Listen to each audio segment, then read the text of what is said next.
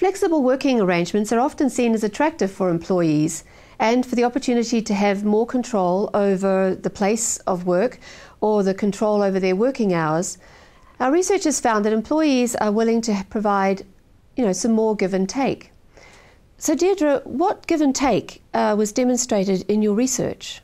Well, I think it's important to say that control really manifests itself in terms of the ability to individualise, to personalise their working pattern. So it would be things like the fact that I can decide exactly when I'm going to be working. If I'm working from home, then it might be that I can do a school run or take my dog for a walk first thing in the morning and work through what would typically be a lunch hour at work, for instance. So it's that sense of control, flexibility, my own flexibility, and individualising it. But also the notion of things like trading hours for effort. So being able to think about, I haven't got the commute, and so therefore I can actually work fairly solidly with fewer distractions. So it's that sort of thing, I think. Okay. Claire, what differences were revealed about the type of flexible work arrangements and also this notion of intensification of work? Yeah, well, we really found three principal types or three principal causes of work intensification. And we labelled those intensification which was enforced, intensification which was enabled, and intensification which was as a result of an exchange process. Now, we found that different types of flexible workers tended to work intently for different reasons, work more intently for different reasons.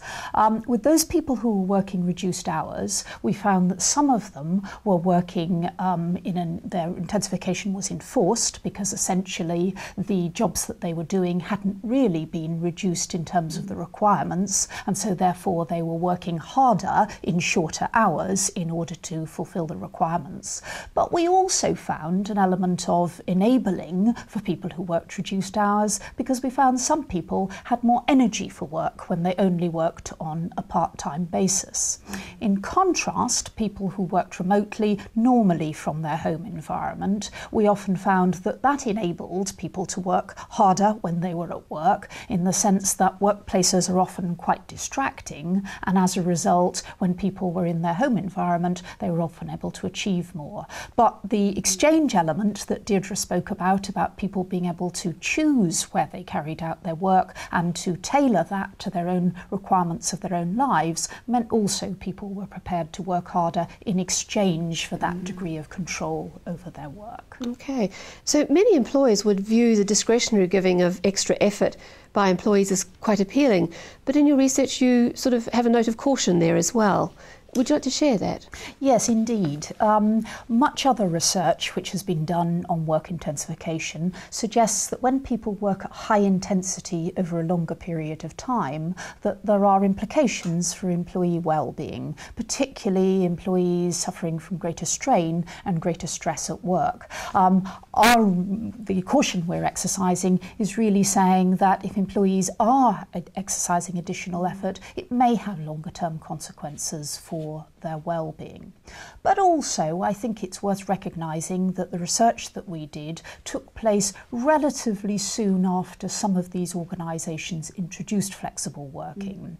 As the law continues to be extended in terms of the right to request flexible working, and flexible working arrangements become more commonplace in organisations, it may be that this gratefulness, if you like, which employees feel of being able to exercise control, is in some senses replaced by employees feeling that they have a right to these arrangements, and as a result we may find that employees are less willing to reciprocate with additional effort or something else in return for the employer. So it may be that our findings are capturing a moment in time, or it may be that these positive things are continued in the longer term.